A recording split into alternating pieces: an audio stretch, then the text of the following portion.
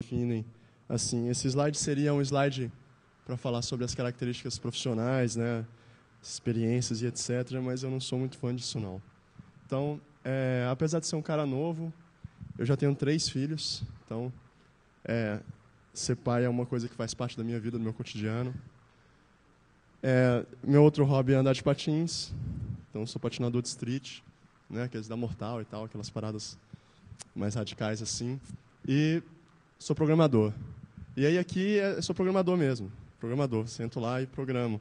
Né? Não é desenvolvedor, arquiteto, não, nada. Sou programador e é isso que me define e é isso que me faz. Certa vez eu estava no Flisol, lá na Paraíba, e estava invertido isso aí, estava programador e pai por último. Eu falei, não, está errado, acho que pai vem primeiro e é mais ou menos por aí.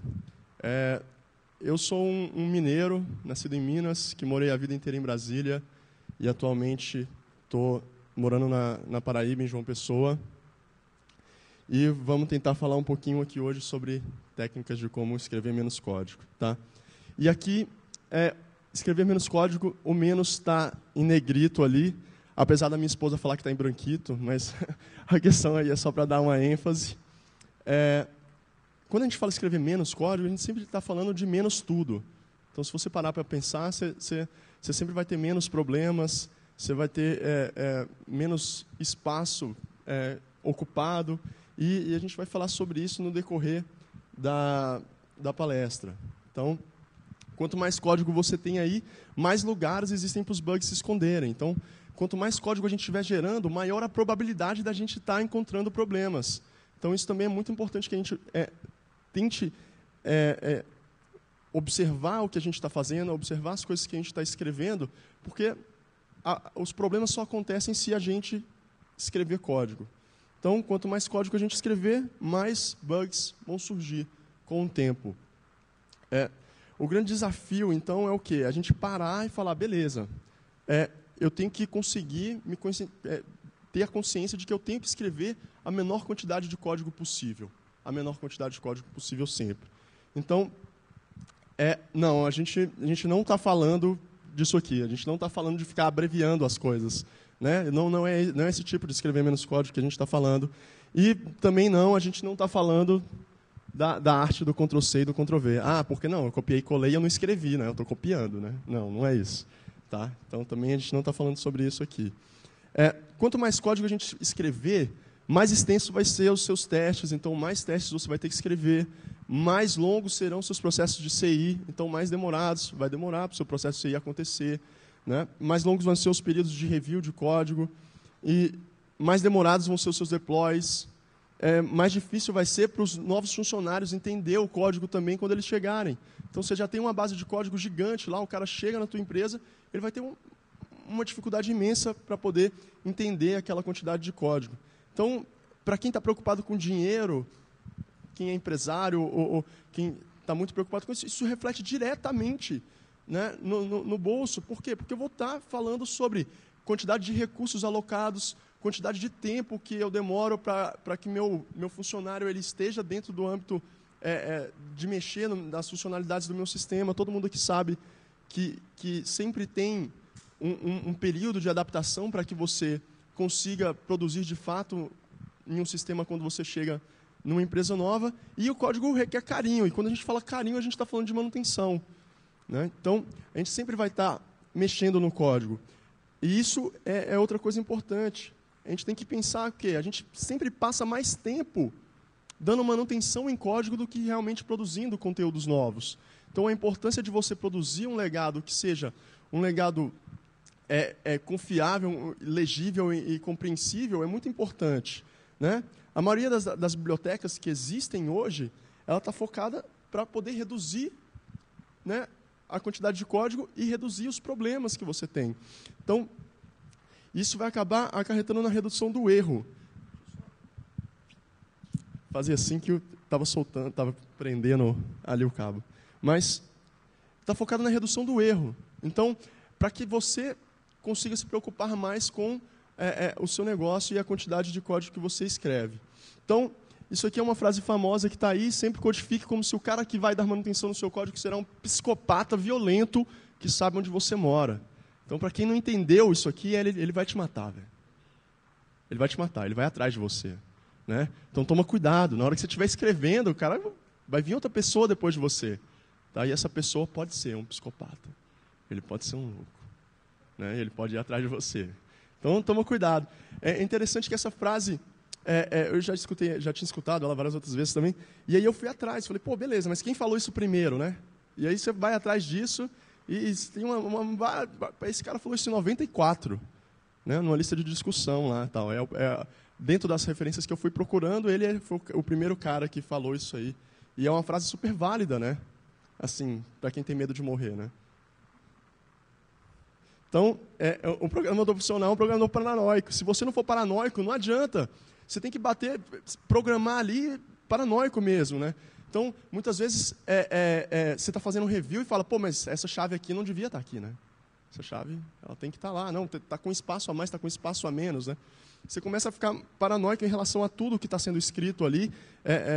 Isso aqui você podia fazer diferente, e assim por diante, até chegar numa qualidade de código que seja interessante e que seja um legado que você goste, né? Tipo, ter orgulho. Alguém tem orgulho de legado aí? É difícil, né? É difícil. Geralmente a gente olha para legado e fala, nossa, por que eu escrevi isso, né? Meu Deus. Eu nunca conheci alguém que olhou e falou, nossa, ficou sensacional esse código que eu escrevi há 10 anos atrás, né? Não tem jeito. Então, eu não vou ficar aqui só passando frases. Tá? Então, vamos ver um pouquinho de código. Só um avisozinho que é o quê? Eu vou mostrar aqui algumas coisas que, apesar de estar em PHP, vale para qualquer linguagem as técnicas. Né? Então, a gente pode aplicar essas técnicas para qualquer linguagem de programação. Está em PHP porque é a minha linguagem de programação profissional. Né? A minha linguagem de dia a dia, eu trabalho com PHP. E eu separei algumas técnicas também que são as técnicas que eu utilizo no meu dia a dia também. Não necessariamente só existem essas, ou existem outras técnicas também, mas não necessariamente essas são as mais importantes. São as que funcionam para mim, são as que eu gosto de usar no meu dia a dia quando eu bato o olho no código. Né? Então, é mais ou menos por aí. A primeira coisa é tentar eliminar o else. Então, sempre que eu olho para um script e eu vejo um else ali, ele já está me incomodando. Já fala, pô, esse else é desnecessário. Né? Então, a gente tem algumas técnicas aí para eliminar o else. A primeira é utilizando um early return. Né? A gente utiliza o return primeiro. Então, aí um exemplozinho com else, como seria, a gente tem ali um total, retorna true, retorna false, e a estratégia mais simples é remover o else. Por quê? Porque o return ele já vai travar a execução do meu script. Então, nunca o script vai descer por false se ele entrar no meu if ali em cima. Então, essa já é a primeira forma que a gente consegue já ir eliminando, né, instruções de comando. E isso também reflete na complexidade da análise estática do código, que a gente vai falar daqui a pouco. Então, essa é a primeira técnica, e se você quiser ainda ir mais além um pouco, você consegue remover até o if. Então, primeiro você começa devagar, você começa paranoico já de remover else. Né? Você viu um else, já fica ali querendo remover ele. Né? Depois você cisma com o if também. Não, o if não é mais necessário. Né? Eu consigo ainda eliminar ele e já retornar direto à expressão. Então, dependendo do caso, a gente consegue fazer essa redução do código ser efetiva. Tá? Outra forma é retornando um valor padrão, então definindo um valor padrão, um valor default.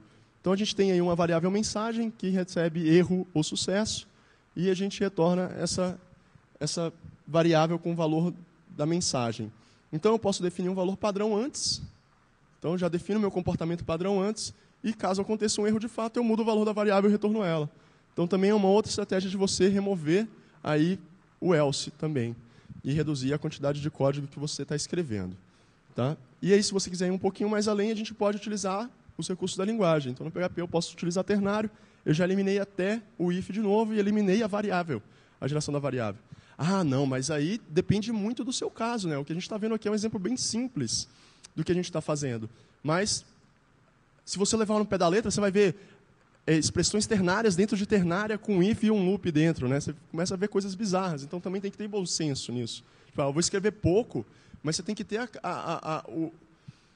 o bom senso de que aquilo tem que ser compreensível. Né? É tipo olhar para regex. Ninguém bate o olho naquilo e entende. Né? Alguém bate o olho naquilo e entende? Eu nunca entendo. Né? Então, você bate o olho em regex e não entende aquilo. Então, a gente tem que ter bom senso e dosar também a redução até onde a gente vai na redução desse código. Tá?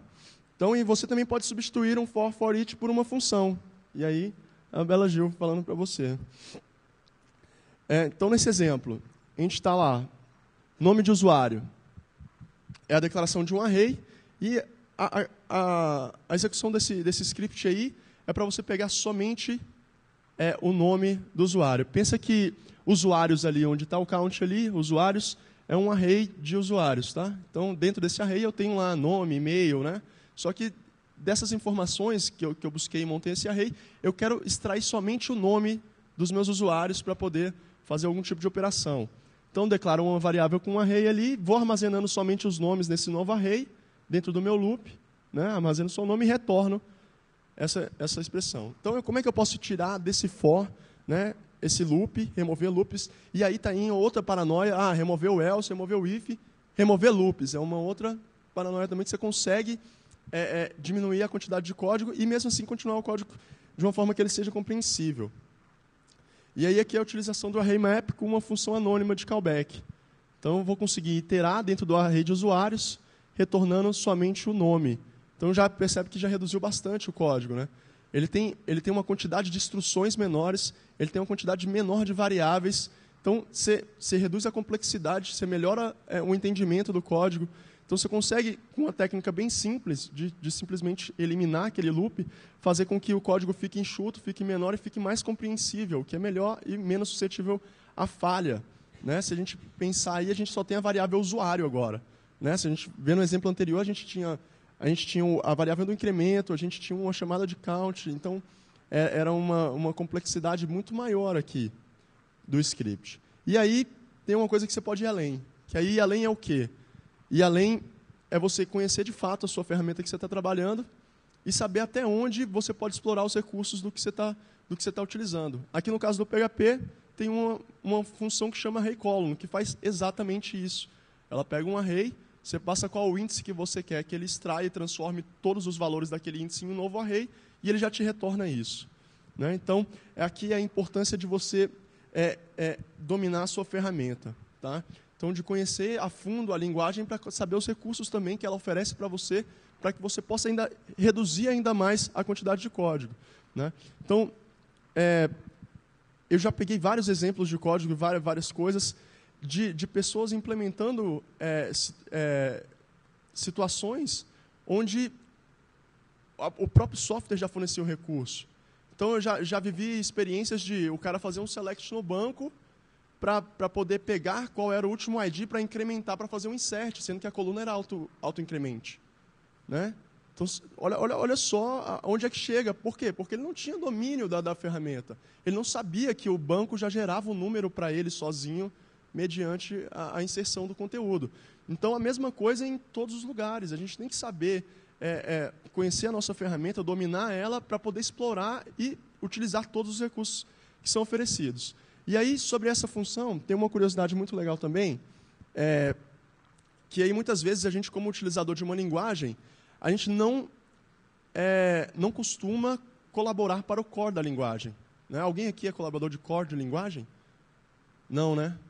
Não. É muito difícil você encontrar pessoas que, de fato, colaboram para o core da linguagem. E aí, essa função é legal por quê? Porque veio de um programador da linguagem. Então, um programador igual a gente, que utiliza a linguagem. Ele teve a necessidade, a ideia e a necessidade de uma utilização de um recurso dessa forma, e ele falou, legal, eu vou contribuir para o core da linguagem e eu vou escrever essa função em C, vai ser minha primeira colaboração.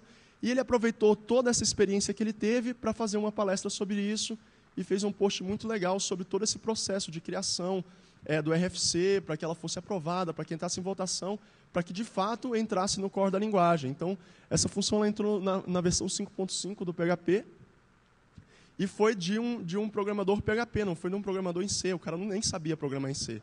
Então, ele aprendeu a programar em C para poder contribuir, porque ele teve a ideia dessa função. E isso é bem legal. E aí, tem um outro cara interessante aqui. Porque, tudo bem, Abdala, você mostrou isso aí, eu estou convencido de que a gente consegue reduzir a quantidade de código, que a leitura e a compreensão fica melhor, mas a gente pode ainda mais além em relação à quantidade de código que a gente escreve e a importância da gente eliminar estruturas de controle e estruturas de repetição dentro do nosso código. Tá? Esse cara, Anthony Ferrara, ele tem uma palestra que chama Developed by Numbers. Esse aí é o slide da palestra. E nessa palestra, ele fala sobre duas coisas importantes, que é o Cyclomatic Complexity e o NPF Complexity. Então, eu tenho ali o CC, que é o número de pontos de decisão em uma rotina. Quando a gente fala rotina, a gente está falando de função ou método. Tá? Então, dentro de uma função e do método, qual o número de pontos de decisão? O ponto de decisão é um if, um else, um for, né? São pontos de decisão dentro da minha rotina. Tá? E o NPF é o número de caminhos únicos da rotina. Eles parecem ser a mesma coisa, mas não é a mesma coisa. Então, se eu tenho 3 ifs dentro de uma rotina, eu posso entrar só no primeiro if, eu posso entrar só no segundo, eu posso entrar no primeiro e no segundo, no primeiro e no terceiro. Então, isso é o NPF, tá? Diferente do outro. Então, você analisando isso, você consegue calcular e reduzir a quantidade de testes necessários para completar para cobrir completamente o teste de uma rotina. Então, quanto menor esse número, melhor vai ser a forma como o seu teste vai ser, a quantidade de testes que você vai ter que escrever. Tá? Então, quanto mais métodos eu tenho, quanto mais números de estruturas de repetição eu tenho dentro do meu método, mais código eu preciso escrever para que meu teste cubra completamente, de fato, o funcionamento daquele método ou daquela rotina. E aí ele dá o exemplo dessa função aqui do Drupal. Tá? O Drupal já está na versão 8, isso aqui é uma versão antiga, na versão antiga do Drupal. Então, a gente tinha uma função que chamava Drupal HTTP Request.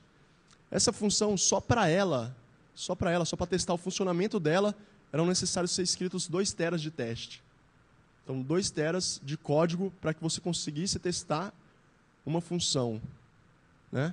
Então, são 412 DVDs. Né? São 670 mil Drupals. Códigos do Drupal. Né? Você pega o Drupal, 670 mil tamanho de Drupal para você conseguir testar um método. Então, imagina a complexidade que era desse método. Né? Aquele código que você abre, se alguém aqui utiliza aquele recurso de mostrar o código aqui do lado, né, na lateral, ele se perde, né? De tamanho de complexidade também.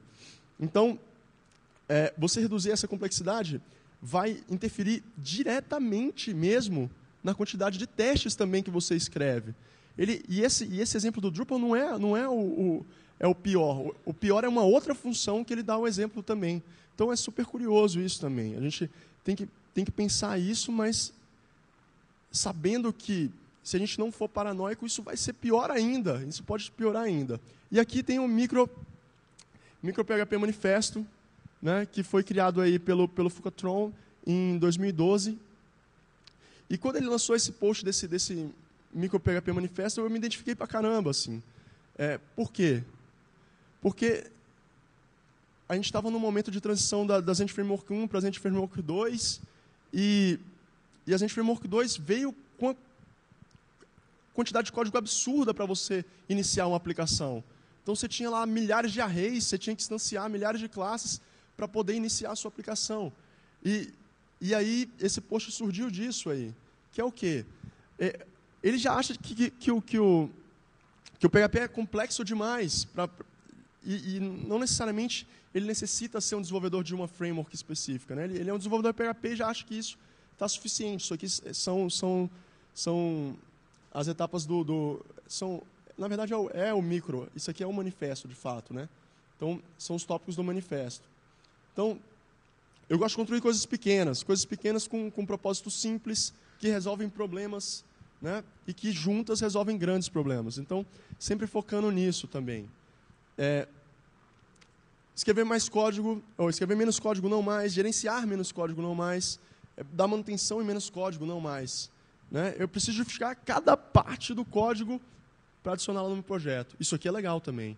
Né? Muitas vezes a gente coloca lá no Stack Overflow, né? Ctrl+C, Ctrl+V do Stack Overflow, funcionou, beleza. Mas muitas vezes a gente não sabe, de fato, o que cada parte daquele código significa. E é importante que a gente tenha o domínio de que cada parte daquela ali é realmente necessária para a execução do nosso script. Né? Visto que isso pode gerar problemas futuros em relação a testes e todas as outras coisas que a gente já citou. Né? Então, eu gosto de código simples e legível, que seja fácil de entender e seja de fácil verificação. Tá? Então, daqui dá para identificar já que do micro é de onde vieram as micro-frameworks também. Então, a gente teve um boom de micro-frameworks em todas as linguagens, né? Então, que são as frameworks baseadas somente na rota, né? A gente passa a rota, passa o método que a gente quer, HTTP, e a gente executa alguma coisa. Justamente por conta dessa simplicidade e por conta das suas stacks estarem exigindo uma complexidade muito grande, e essa necessidade veio, de fato. E aí, aqui tem um cara que eu gosto muito, que é o jQuery, que no slogan ele eu já compro ele pelo slogan, né? Write less, do more. Então, escreva menos e faça mais. E é exatamente o que eu quero para a minha vida, né? Eu quero isso para a minha vida. Eu quero ir para a praia no final de semana, né? Eu quero escrever ali o código e ir para a praia no final de semana. Sem preocupação, eu quero poder dormir tranquilo, sabendo que está tudo bem, né? E isso é uma coisa que vem me incomodando muito, né? Até hoje eu não consegui ainda me convencer de que essas frameworks de JavaScript que existem, elas são boas o suficiente para que eu utilize elas. Por quê? Porque todas geram uma quantidade de código absurda, né? Eu já tenho recurso de browser, eu já tenho recursos nativos da linguagem, eu já tenho várias outras coisas e preciso gerar uma quantidade de código absurda para poder executar uma coisa. Então, eu ainda não consegui compreender, eu ainda não consegui aceitar, eu vou dizer aceitar é melhor, não consegui aceitar ainda que isso seja bom. Que isso seja bom, você escrever uma quantidade de código absurda para poder fazer alguma coisa, isso seja uma coisa boa. Na verdade, eu já tenho certeza de que isso é ruim. Então, eu já parto do ponto de que eu não vou conseguir fazer as coisas de uma maneira plausível, né? Então, vale a reflexão também para todo mundo. Ah, foi o Google que lançou, foi o Facebook que lançou. Eu não estou nem aí para quem lançou, né? Eu posso estar lá também trabalhando lá, eu posso estar trabalhando aqui, qual a diferença? Não necessariamente aquilo que é colocado por uma empresa funciona para a minha necessidade. Né? Muitas vezes eu tento bater o olho num problema e tentar resolver, né?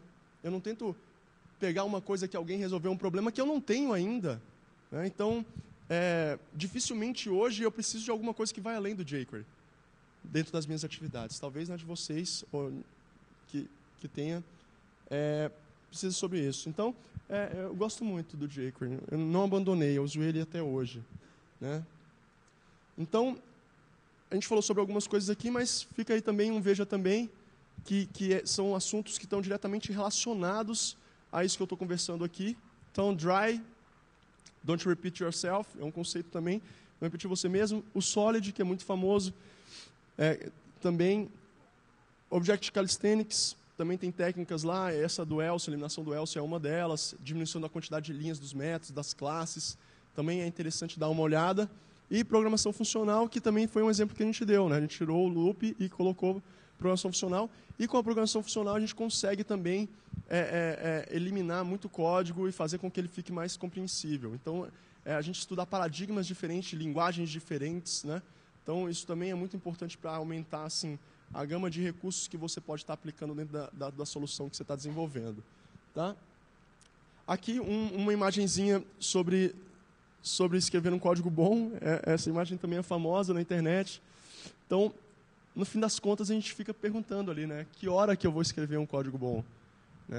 Até quando eu vou conseguir chegar no momento em que eu vou falar, ah, não, tá bom, né? É isso aqui, né? Você não consegue, ele está num loop infinito ali. Isso não vai ter fim.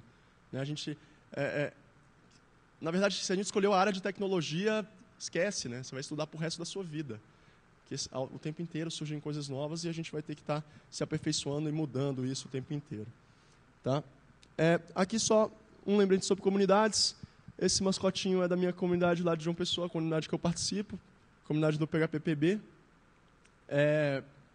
Se existem pessoas aqui que não participam de comunidades ou que na sua região não tem uma comunidade, para quem não tem uma comunidade na região, é uma ótima oportunidade para que vocês criem uma comunidade. Para quem participa de uma comunidade, por favor, continuem movimentando a comunidade, porque é por ela que eu estou aqui hoje e é por isso que eu acredito que a gente está se reunindo também, todo mundo aqui. Então, sem as comunidades, a gente não conseguiria traçar essa relação que é tão boa dentro do software livre. Tá? Eu não podia deixar de fazer o convite também para vocês. Dia 8 e dia 9 de outubro vai acontecer o PHPest em Salvador. tá? Que é a Conferência de PHP do Nordeste. Ano passado foi em João Pessoa. Então, quem tiver interessado também em conhecer o evento ele é organizado pelas comunidades de PHP do Nordeste. Não tem pegada nenhuma empresarial, não tem comercial. A ideia realmente é reunir pessoas que estão dispostas a trocar conhecimento, a expandir a sua rede de relacionamento e construir uma comunidade ainda maior. Tá? Então, fica o convite também para o PHPest. E é isso aí. Então, aí meus contatos, meu Twitter, meu GitHub e meu site. Espero que essas dicas já tenham servido para que a gente consiga escrever cada vez menos código. Tá? Obrigado.